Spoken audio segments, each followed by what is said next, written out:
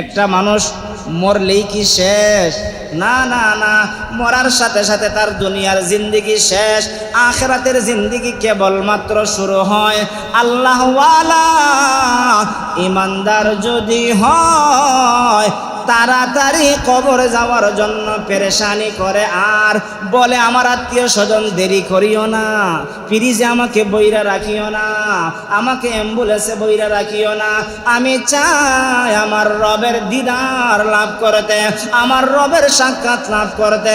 রবের লাভের সাক্ষাৎ তো তখনই হবে যখন তোমাকে এই সাদা কাপড় পরিধান করাইয়া কবরের মধ্যে রাখা হবে।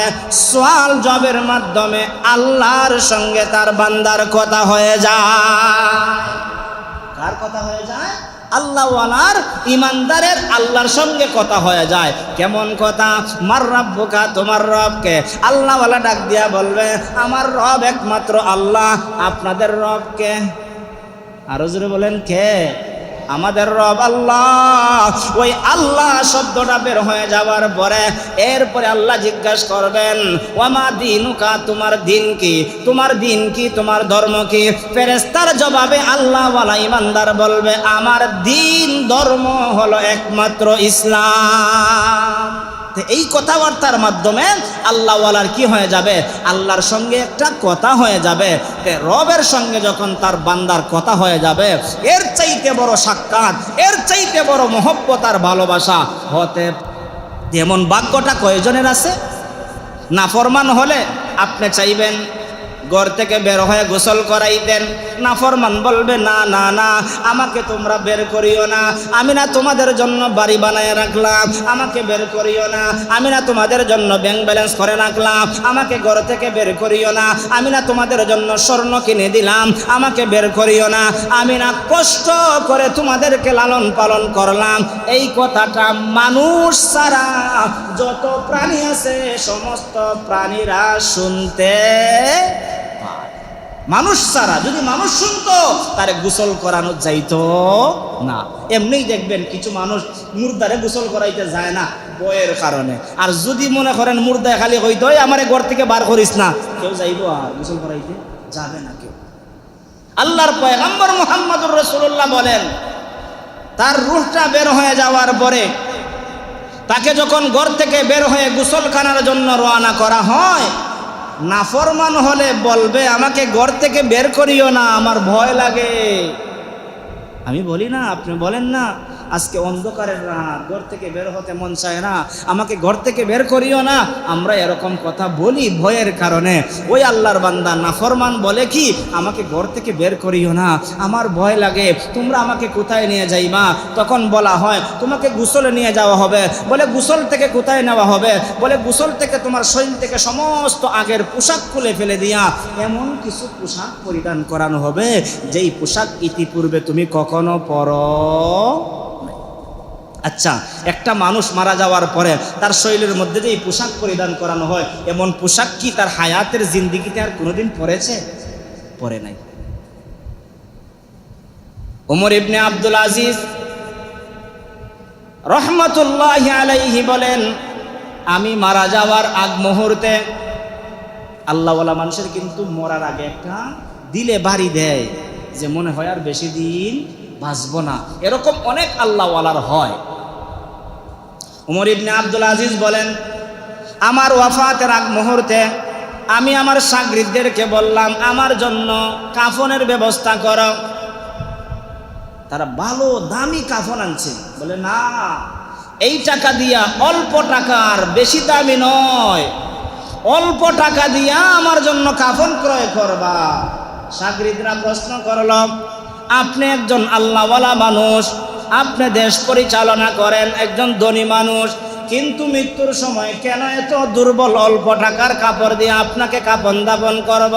বলে এই কাফন দিয়া কি হবে, এই দামি দিয়া কি হবে? মৃত্যুর পরে যদি আমার রব আমার সঙ্গে ভালো ব্যবহার না করে, কোটি টাকা দিয়ে কাফন পরিধান করাইলেও কোনো কাজ হবে নাকি? হইব? বলে আমি কোটি টাকার মালিক আছি, সেইবার সময় মখমলের কাপড় দিয়া, আমি সবচাইতে বড় দামি কাপড় দিয়া পোশাক পরিধান করে আমি কবরে যাব। কি মনে করেন কাপড়ের দ্বারা কি কবর থেকে বাঁচা যাবে? যাবে না। এজন্য ওই মুর্দা ডাক দিয়া বলে, গোসল করাই আমাকে কি করবা? এবার তার আত্মীয় স্বজন ওই কথাটাই বলতে চায়, তোমাকে এমন কাপড় পরিধান করাবো যে কাপড় আর কোনোদিন তুমি পরো নাই। আচ্ছা, এই কথাটা শুনলে পরে একটা মানুষের যদি হঠাৎ করে, আমি ছোটোবেলায় দেখছিলাম বা এরকম অনেক শুনেছি, ছোটো বাচ্চাদেরকে সুন্নতি খাস খতনা করানো হয় কি হয় না? ছোটো বাচ্চারে আগে জানাইলে পরে দেখবেন ছোটো বাচ্চা গড় থাকতে চায় না, বয়ে বাড়ির থেকে ফালাইয়া যায়। আগে এক সময় গেছে, যদিও এখন প্রযুক্তি বাইরেছে, আগে এক সময় কিনা করছে, যদি খালি কইছে আগামীকাল জ্বরের পরে তোর খতনা করা হইব, এ দেখবেন বাড়িতে নাই, তারা দৌড়াইয়া 2-3 এলাকা দৌড়াইয়া আইনা দেখা যায় আজমের কাছে বসানো হয়েছে। কিতার লাগি? ভয়ের একটা আতঙ্ক এমনভাবে তার ঢুকে। কিন্তু এই ভয়টা কিন্তু এরকম ভয় না, কিন্তু ওই যে শুনছে আজমে কাটি লইব, ভয়ে গেছে। তো আল্লাহর বান্দা ওই নাফরমান লোকটার রূহটা বের হওয়ার পরে, কাফন পরিধান করানোর পরে বলবে, আমারে কোথায় নিয়ে যাইবা? তখন লোকটাকে জবাব দেওয়া হবে, এমন এক জায়গায় নেওয়া হবে যেখানে তোমার সঙ্গে পৃথিবীর কেউ থাকবে। আচ্ছা, কবরের মধ্যে কি পৃথিবীর আর কেউ থাকবে? আচ্ছা, এই কথাটা শোনার পরে নাফরমান লোকের অন্তরে ভয় জাগ্রত হবে কি হবে না? হবে। যখন সময় তাকে সাদা কাপড়, মার্কিন কাপড় পরিধান করানো হবে, তখন সময় ওই লোকটা বলবে, না, যেখানে পৃথিবীর কেউ থাকবে না আমাকে তোমরা নিয়ে যাও না। ও আমার সন্তানেরা, আমি না তোমাদের জন্য কত কিছু করলাম, আমি না তোমাদের জন্য রাতকে দিন করলাম, দিনকে রাত্র করলাম, হালালে হারামে টাকা উপার্জন করে তোমাদেরকে ভক্ষণ করাইলাম। আজকে তোমরা আমারে নিষ্ঠুরের মতন ঘর থেকে বের করলা, সাদা কাপড় পরিধান করাইলা, আর এখন বলতেছ তোমাকে আমার এমন এক জায়গায় রেখে দিবা আমাকে যেখানের মধ্যে পৃথিবীর কেউ থাকবে না। সাবধান সাবধান, তোমরা আমাকে এখানে নিয়ে যাও না। আচ্ছা, এই কথা শোনার পরে কি কেউ রাখবো আর বাইরে? যেটা যেখানে করার কথা সেখানেই সেটা করা হবে। কিন্তু আল্লাহওয়ালা হলে কি হবে জানেন? আল্লাহওয়ালা হলে বলবে, তাড়াতাড়ি আমাকে সাদা কাপড় পরাও, তাড়াতাড়ি আমাকে গন্তব্যস্থানে পৌঁছে দাও। আর নাফরমান বলবে, না না, তোমরা আমাকে ওই জায়গায় রাইখা দিও না, আমার ভয় লাগে। এজন্য জীবনটাকে দুইটা ভাগে নিজে নিজে বিভক্ত করতে পারেন, আপনি আল্লাহওয়ালা নাকি নাফরমান। আপনার হায়াতের জিন্দেগিতে আপনি কি করেছেন না করেছেন আপনি একবার চিন্তা করে দেখেন। আপনি কি উপার্জন করেছেন? মরার সময় আপনি কি বলবেন? তাড়াতাড়ি কবরে নিয়ে যাও, নাকি বলবেন আমারে তোমরা নিয়ে যাইও? একটা আল্লাহর বান্দা জানাজা শেষ হয়ে যাওয়ার পরে আমরা যখন কাঁধে চারজন, চার কাঁধের মধ্যে লই, পয়গম্বর আরবি সাল্লাল্লাহু আলাইহি ওয়াসাল্লাম বলেন, আল্লাহওয়ালা হলে বলবে তোমরা তাড়াতাড়ি নিয়ে যাও, নাফরমান হলে এমনভাবে চিৎকার করবে, ছোট বাচ্চা যেরকমভাবে খাবার না পাইলে চিৎকার করে, তার চাইতে বেশি নাফরমান চিৎকার করবে আর বলবে, না না, আমাকে তোমরা নিয়ে যাও না। দেখবেন জানাজা শেষে চারজন মানুষ দ্রুত গতিতে তাড়াতাড়ি একটু একটু স্পিড বাড়ায়া বাড়ায়া তাড়াতাড়ি নিয়ে যায়। এটাও নিয়ে যাওয়া একটা সুন্নত। কিন্তু আল্লাহর পয়গম্বর বলেন, আল্লাহওয়ালা হলে হবে তাড়াতাড়ি নিয়ে যাও, নাফরমান হলে বলবে আমাকে নিয়ে যাইও না। এজন্য এমন জীবন তুমি করো হে গঠন, মরিলে হাসিবে তুমি, কাঁদিবে ভুবন।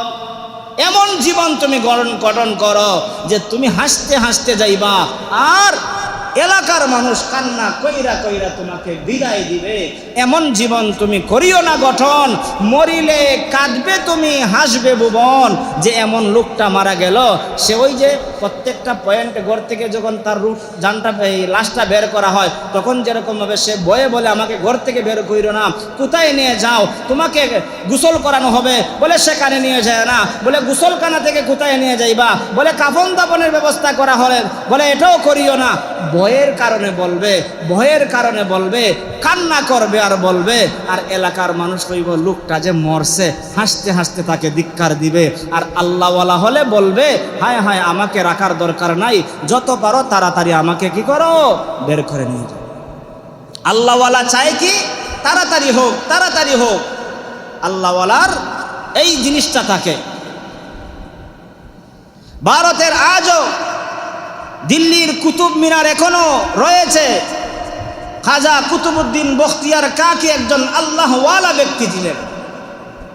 খাজা কুতুবউদ্দিন বখতিয়ার কাকি রহমতুল্লাহি আলাইহি এমন আল্লাহওয়ালা ছিলেন যিনার লক্ষ লক্ষ মুরিদান ছিল, হাজারের উপরে আলেম ওলামা তার মুরিদ ছিল। তিনি একদিন নসিহত করলেন, আমি তো মারা যাব, দুনিয়ার কেউই দুনিয়াতে থাকবে না, মারা যাব সবাই, কিন্তু আমিও তো মরণশীল, মরতে হবে। আমার দুইটা ওসিয়ত তোমরা গ্রহণ করবা। কয়টা ওসিয়ত?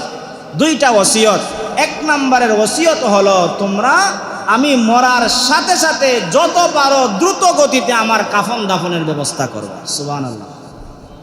আগেও বলেছি, এখনো বলি, মারা যাওয়ার পরে আপনি গাড়ির ভিতরে বইরা 2 দিন 3 দিন রাখার চেষ্টা করবেন না, এসির ভিতরে রাখার চেষ্টা করবেন না, যত পারা যায় তত দ্রুত তাকে কাফন দাফনের ব্যবস্থা করবেন।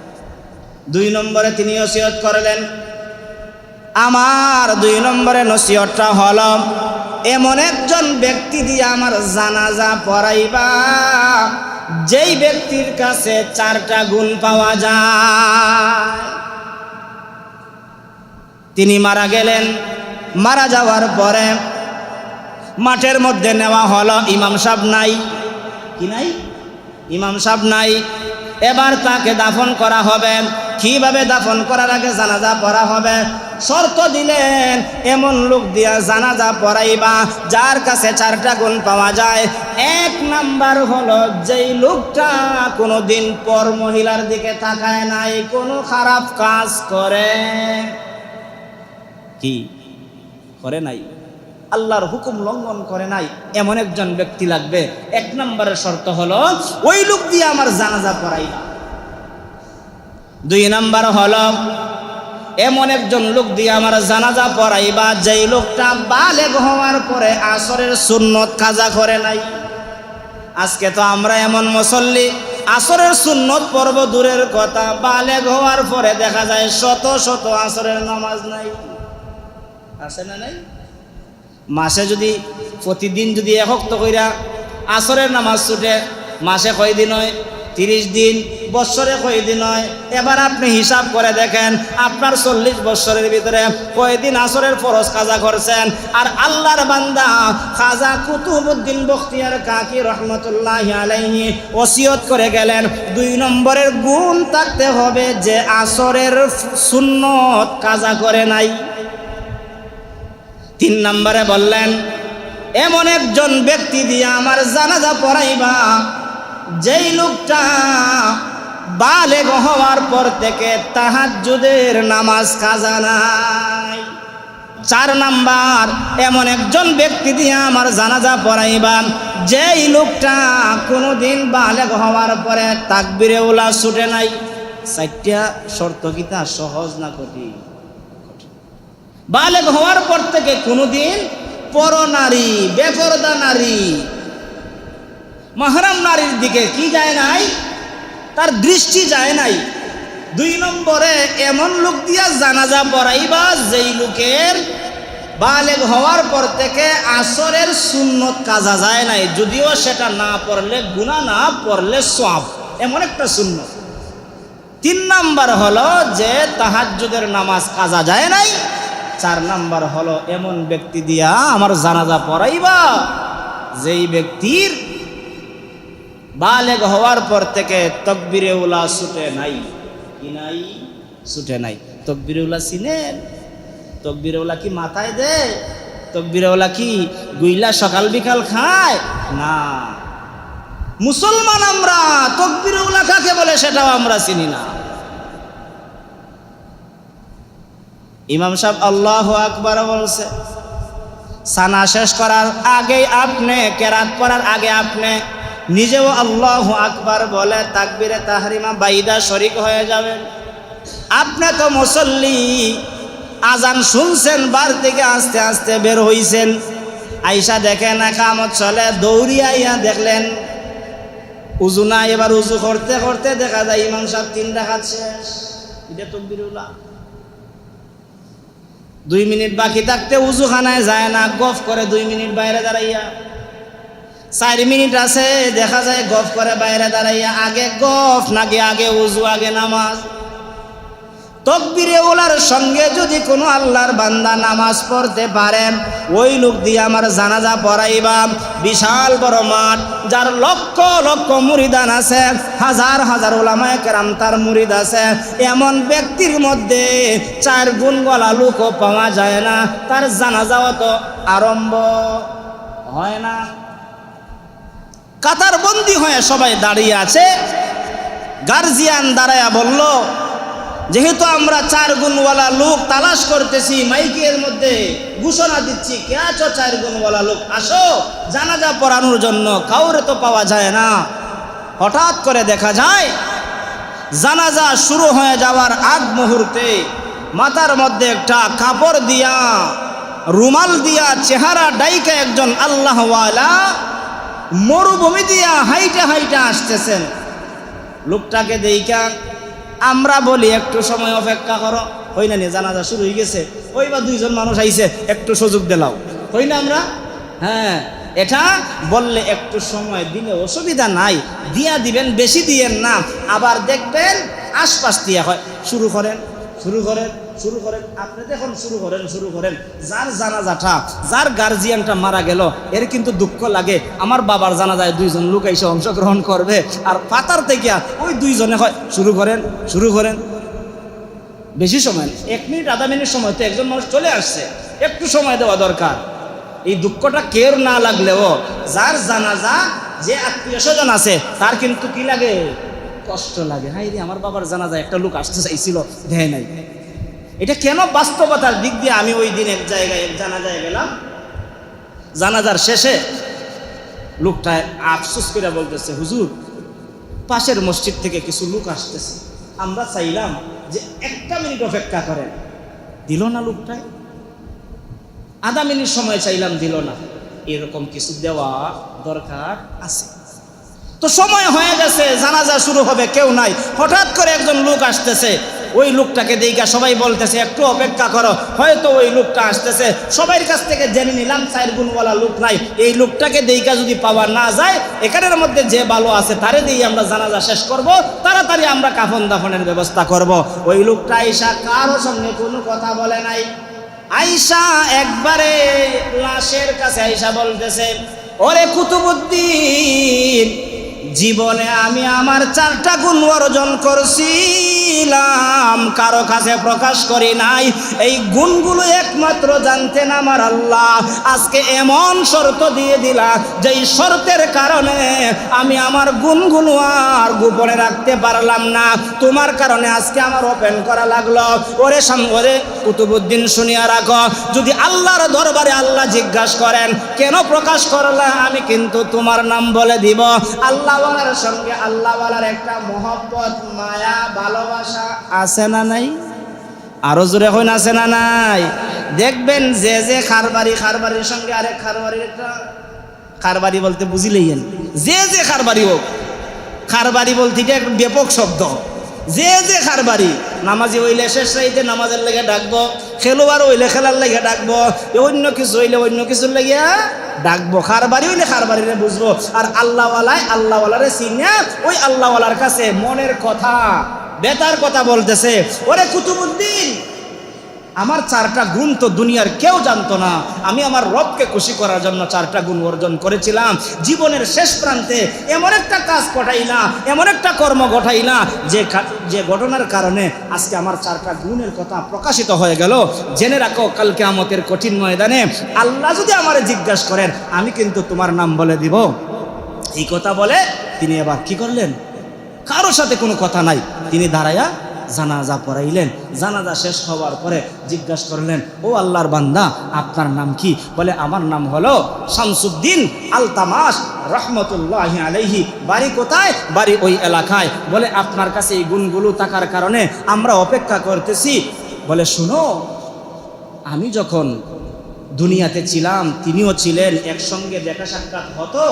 এক বন্ধু আরেক বন্ধুর কাছে ওসিয়ত করে যায়, ওসিয়ত করেনি, এক বন্ধু আরেক বন্ধুরে যে আমি মারা গেলে তুমি আমার জানাজা পড়াইবা, আর তুমি মারা গেলে আমার জানাজা তুমি পড়াইবা। এরকম একজন বন্ধু আরেকজনকে বলে, ওই কুতুবউদ্দিন আমাকে বলেছিল শামসুদ্দিন তুমি আমার জানাজা পড়াইবা যদি আমি মারা যাই। আর এমনভাবে হাজার মানুষের মধ্যে তোমাকে কেউ আনবে না জানি, কিন্তু আমি শর্ত দিয়ে যাইব, শর্ত দিলে পরে তোমারে ছাড়া আর এই ভারতবর্ষে কাউকে পাওয়া যাবে।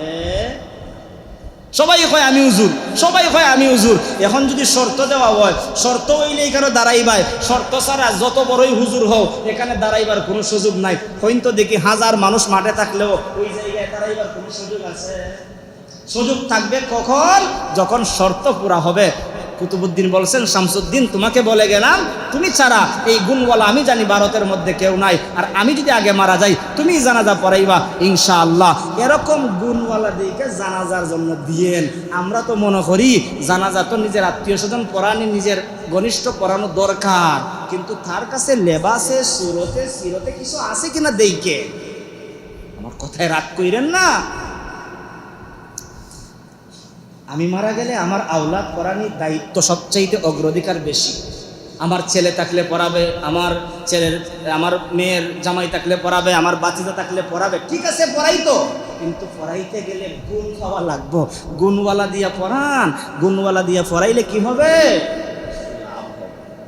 এজন্য এমনও মানুষ দিয়ে আমরা জানাজা পড়াই, অনেক জায়গায় দেখছি যে জীবনে নামাজ পড়ে না, জীবনও করে না, ফরজ নামাজ তো মনে করেন যে অভাব নাই, খাজা আল্লাহর বিধান তো লঙ্ঘন হয়, ওই লোকরেও দেওয়াই আমরা জানাজা পড়াই।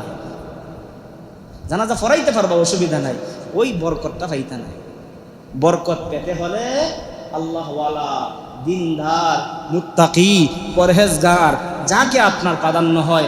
এমনও দেখেছি ফ্যামিলিতে বড় বড় আল্লাহওয়ালা আছে, বড় বড় আলেম আছে, কিন্তু তার চাইতে বুজুর্গি দিয়ে জানাজা কেন পড়ায়? পড়ানোর পিছনে অবশ্যই একটা কারণ আছে। আরে নিজের ঘরের বুজুর্গর চাইতে ওই বুজুর্গ বড় বুজুর্গ ইয়াকিন আছে দেখে পড়ায়। এই ইয়াকিন আমরা বুঝি না, এই ইয়াকিন আমরা বুঝি না। আল্লাহ তাআলা যেন বলনেওয়ালা আমাকে বুঝার, শুননেওয়ালা আপনাদের সবাইকে বুঝার তৌফিক দান করেন। সবাই বলি আমিন।